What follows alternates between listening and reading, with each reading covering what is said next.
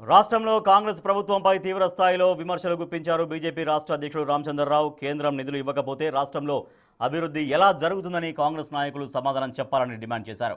నిధులు నీతి ఆయోగ్ నిబంధనల మేరకు అన్ని రాష్ట్రాలకు సమానంగా ఉంటాయని, రాష్ట్ర ప్రభుత్వం తీసుకునే సంక్షేమ పథకాల్లో కేంద్రం వాటా ఉంటుందని స్పష్టం చేశారు. రెండేళ్లలో కాంగ్రెస్ చేసిందేమీ లేదని, త్వరలోనే వారి బండారం బయట పెడతామని హెచ్చరించారు. మరింత సమాచారాన్ని మా ప్రతినిధి వెంకట్ అందిస్తారు. ప్రస్తుతం మనకు అందుబాటులో బీజేపీ రాష్ట్ర అధ్యక్షులు రామచంద్రరావు గారు ఉన్నారు. అన్న ఏంటి మీరు హైదరాబాద్కి మెట్రో సిటీ కావచ్చు, ఫ్యూచర్ సిటీ కావచ్చు, మూసి ప్రక్షాళనకు సంబంధించి రామచంద్రరావుకు నిధులు తీసుకురావడం చేత కావట్లేదు, కానీ రేపు ఏ మొహం పెట్టుకొని ప్రజావంచన పేరుతో ధర్నా చేపడుతున్నారు అన్నది కాంగ్రెస్ పార్టీ ఆరోపిస్తుంది. నిధులు ఇవ్వకపోతేనే రోడ్లు వస్తాయా? నిధులు ఇవ్వకపోతేనే కొత్త రైల్వే స్టేషన్ వస్తాయా? నిధులు ఇవ్వకపోతేనే ప్రధానమంత్రి కిసాన్ సమ్మాన్ యోజన వస్తాయా? నిధులు ఇవ్వకపోతేనే ఏరో సిటీ లాంటి ఒక ఇండస్ట్రీస్ వస్తాయా? నిధులు ఇవ్వకపోతేనే ఈరోజు రాష్ట్రంలో అనేక కార్యక్రమాలు కేంద్ర ప్రభుత్వం జరుగుతున్న వస్తాయా? నిధులు ఇవ్వకపోతే మీకు 5 కిలోల బియ్యం ఉచితంగా మీకు వస్తాయా? రాష్ట్రానికి ఇచ్చే నిధులు కాబట్టి ఇస్తున్నారు, అదనంగా ఏమి ఇచ్చారు అన్నది. అదనంగా ఎవరికైతే అదనంగా ఏ రాష్ట్రానికి ఇచ్చినా ఆ అదనమైనటువంటి తెలంగాణకు కూడా ఇస్తారు. ఇది ఒక పరిస్థితి ఉంటుంది. నీతి ఆయోగ్ ఉంటుంది. ఆ నీతి ఆయోగ్ ద్వారా రాష్ట్రాలకు 42% వాళ్ళ ఒక పన్నుల్లో ఉన్నటువంటి డివల్యూషన్స్ వాళ్ళ షేర్ వాళ్ళకి ఇస్తారు. ఇది కాక మళ్ళీ సిఎస్ఆర్ ఉంటుంది, సెంట్రల్లీ స్పాన్సర్డ్ స్కీమ్, సిఎస్ఎస్. ఈ సిఎస్ఎస్లో ఉన్నటువంటి సెంట్రల్లీ స్పాన్సర్డ్ స్కీమ్ కింద కూడా అనేకమైన పథకాల్లో ఈరోజు ప్రభుత్వం తీసుకునేటువంటి పథకాల్లో కూడా, సంక్షేమ పథకాల్లో కూడా కేంద్ర ప్రభుత్వం వాటా 90% నుంచి 10% దాకా ఉంటాయి. ఈరోజు మాకు ఏమి ఇవ్వట్లే అని చెప్తే మీ బండారం బయట పెట్టాల్సిన అవసరం పడుతుంది. మీరు అసలు ఏం చేసింది ఏం లేదు, మొత్తం కేంద్ర ప్రభుత్వమే ఇది రాష్ట్ర ప్రభుత్వం నడుపుతున్నది. బీజేపీ కేవలం ఒకవైపు మీ కూటమి అభ్యర్థి పవన్ కళ్యాణ్ చేసినటువంటి వ్యాఖ్యలు నరదృష్టి, తెలంగాణ ప్రజల్ని ఒకవైపు అవమానించిన పట్టించుకొని బీజేపీ కేవలం ఒక సామెత రూపంలో ముఖ్యమంత్రి మాట్లాడితే దాన్ని మత రాజకీయంగా రాష్ట్ర వ్యాప్తంగా ఒక అలజడి సృష్టించేందుకు ప్రయత్నం చేస్తోంది తప్ప మరొకటి లేదన్నది కూడా. అవునండి, తెలంగాణకు ఎవ్వరు అవమానపరిచినా బీజేపీ వాళ్ళని వ్యతిరేకిస్తుంది. అది కానీ వారు ఏం మాట్లాడారు, ఏ సందర్భం మీద చేయలేదు. కానీ రేవంత్ రెడ్డి గారు మాట్లాడింది పక్కా దేవుళ్ళ వ్యతిరేకంగా మాట్లాడారు, దేవుళ్ళ మీద మాట్లాడారు, మొత్తం రాష్ట్రం మీదనే, దేశం మీదనే. కాబట్టి మీరు దాని మీద రియాక్ట్ అయ్యాను. ఆయన ఏం మాట్లాడేది మాకు చూపెట్టండి, తప్పు ఉంటే డెఫినెట్గా మేము మాట్లాడతాం.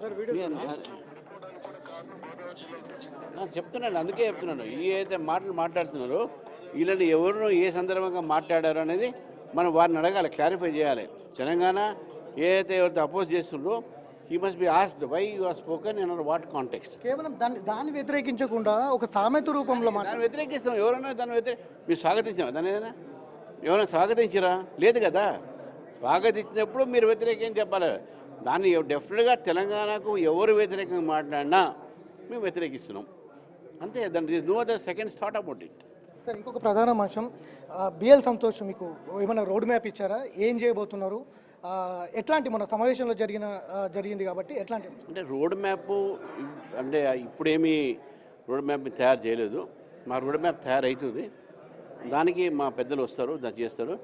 ఇప్పుడు సంఘటనాత్మకంగా అంటే ఈ యొక్క ఆర్గనైజేషన్ని సంఘటనాత్మకమైనటువంటి యొక్క ఏదైతే పెరుగు జరగాలి, ఏ విధంగా కమిటీలు చేయాలి, ఏ విధంగా కార్యకర్తలు పనిచేయాలి, ఏ విధంగా కలిసిమెలిసి పనిచేయాలి, ఈ రకమైనటువంటి కార్యక్రమాలు తిరగాలి, ఊళ్ళలో పోవాలి, గ్రామాల్లో పోవాలి. ఇవన్నీ కూడా మాకు దిశానిర్దేశం చేయడం జరిగింది. వీటితో ఏంటంటే బిఎల్ సంతోష్ గారు మా ఆర్గనైజ్ సెక్రటరీ. ఈ సంఘటనలో జరుగుతున్నటువంటి ఒక ఏవైతే మార్పులు, చేర్పులు, జిల్లా అధ్యక్షులు, జిల్లా ఇన్ఛార్జెస్ వీళ్ళు ఏ విధంగా పనిచేయాలి, వీళ్ళు ఎట్లుండాలి అనేది మాకు దిశానిర్దేశం చేయడం జరిగింది. రాజకీయమైనటువంటి రోడ్ మ్యాప్ ఏది ఉంటుందో డెఫినెట్గా మా మహాధారణ అయిన తర్వాత మా పెద్దలు వస్తారు, వారు ఇస్తారు. ఏ విధంగా తెలంగాణలో భారతీయ జనతా పార్టీ అధికారంలో రావాలి అనే దిశలో వారు మాకు దిశానిర్దేశం రాబోతుంది. డెఫినెట్గా నాకు పూర్తి నమ్మకం ఉంది. మన బిఎల్ సంతోష్ గారి ఒక దిశానిర్దేశం తర్వాత రోడ్ మ్యాప్ వస్తుంది మాకు. ఆ రోడ్ మ్యాప్ ద్వారా తెలంగాణలో బీజేపీ అధికారంలో వస్తుంది. బిఎల్ సంతోష్ రామచంద్రరావుకు మంచి బూస్టప్ ఇచ్చారనేది మంచి వేవ్స్ కూడా బయట కనిపిస్తూ ఉన్నాయి. దాంతోపాటే కొత్త నేతలను టార్గెట్ చేశారు. హైవే మీద వెళ్తున్నటువంటి పార్టీని బైపాస్ తీసుకెళ్తున్నారు కొత్త నేతలు అన్నది కూడా ఒక ప్రధానమైనటువంటి కామెంట్ జరుగుతూ ఉంది. ఎందుకు కొత్త నేతలు టార్గెట్ చేశారు అన్నది కూడా దానికి ఏం చెప్తారు? వాళ్ళు కొత్త నేతలు టార్గెట్ ఏం చేయలేదు. వారు అన్నమాట స్పష్టంగా అందరూ ఒక హైవే మీద పోతున్నప్పుడు బైపాస్లో పోకండి, బైపాస్లో పోయితే కూడా మళ్ళీ హైకోర్టులో హైవేలో కలవాలి అనే మాట అన్నారు. దాన్ని వక్రీకరించాల్సినటువంటి చాలామంది చేస్తుండొచ్చు. కానీ వారు చెప్పింది స్పష్టమైందంటే కొత్తవారు కానీ పాతవారు కానీ మన అందరం హైవే మీద ఉన్నాము, హైవే మీద నడవాలి, బైపాస్ పోయి దాన్ని మళ్ళీ ఒకవేళ పోతే కూడా మళ్ళీ హైవేకే రావాల్సి వస్తుంది అనే మాట అన్నారు. కానీ అంతేగాని ఎవరిని ఉద్దేశించి కొత్త పాత వారిని నిర్దేశించి చెప్పలేదు. రాష్ట్ర అభివృద్ధి బీజేపీ జీర్ణించుకోలేకపోతుంది కాబట్టే లేనిపోని అంశాలు, మతపరమైనటువంటి అంశాలు కావచ్చు, మరొక అంశాలు కావచ్చు తెర మీదకి తీసుకొస్తుంది ప్రధానంగా బీజేపీ అన్నది. దాంతోపాటు ప్రధాన అంశం కేటీఆర్ చెప్పినట్టు కేటీఆర్ ఇచ్చే చిట్టీలనే రామచంద్రరావు కావచ్చు, కిషన్ రెడ్డి కావచ్చు చదువుతున్నారు అనేది కూడా ప్రధాన ఆరోపణ. మా చదువు మాకు వచ్చు, అవి వేరే చిట్టీలు ఇవ్వాల్సిన అవసరం లేదు. నేను ఈ ప్రభుత్వాన్ని ఒకటే అడుగుతున్నాను, మీరు 4,000 రూపాయలు నిరుద్యోగ భర్తా ఇస్తానన్నారు, ఇచ్చారా? అందుకే మేము జీర్ణించలేకపోతున్నాము. మీరు రైతులకు రైతు బంధు ఇస్తానన్నారు, ఇవ్వలే కదా, మీరు అందుకే జీర్ణించలేకపోతున్నాం. మీరు స్టూడెంట్స్కు ఫీ రీఎంబర్స్మెంట్ ఇస్తున్నారు, ఇంతవరకు ఇవ్వలేదు, అది జీర్ణించుకోలేకపోతున్నాం. హాస్పిటల్లో ఆరోగ్యశ్రీ బకాయిలు మీరు ఇవ్వలేదు, అది జీర్ణించుకోలేకపోతున్నాం. విశ్వవిద్యాలయంలో ప్రొఫెసర్లకు సమయానికి శాలరీస్ ఇవ్వట్లేదు, దాన్ని జీర్ణించుకోలేకపోతున్నాం. ఎవరైతే రిటైర్ అయ్యారో గవర్నమెంట్ ఎంప్లాయీస్ వాళ్ళకు పెన్షన్లు ఇవ్వట్లేదు, వాళ్ళు ఆత్మహత్యలు చేసుకుంటూ, అది మేము జీర్ణించుకోలేకపోతున్నాం. ఈ జీర్ణించలేకపోయినా ఆ కడుపు మండతోని ఈ తెలంగాణ ప్రశ్నిస్తుంది. ఆ తెలంగాణ ప్రశ్నిస్తుంది కాబట్టి మహాధారణ. మాకు ఎవరి చిట్టీలు చదవాల్సిన అవసరం లేదు, మా చిట్టీలు మాకు ఉన్నాయి. ఏదైతే అమలు కాని హామీలు ఏదైతే కాంగ్రెస్ పార్టీ ఇచ్చిందో ఆ అమలు కాని హామీల వైఫల్యం మేరకే రేపు మహాధర్నా నిర్వహించబోతున్నాం. ఖచ్చితంగా ఎవరి పాఠాలు వినాల్సిన అవసరం మాకు లేదు. ఏదైతే తెలంగాణకు సంబంధించి ఎవరైతే తెలంగాణను అగౌరవపరుస్తారో, ఎవరైతే విమర్శిస్తారో దాన్ని ఖచ్చితంగా మేము వ్యతిరేకిస్తామన్నది కూడా రామచంద్రరావు చెప్తున్నటువంటి అంశం. Video journalist Goustav Venkat, big TV, Hyderabad.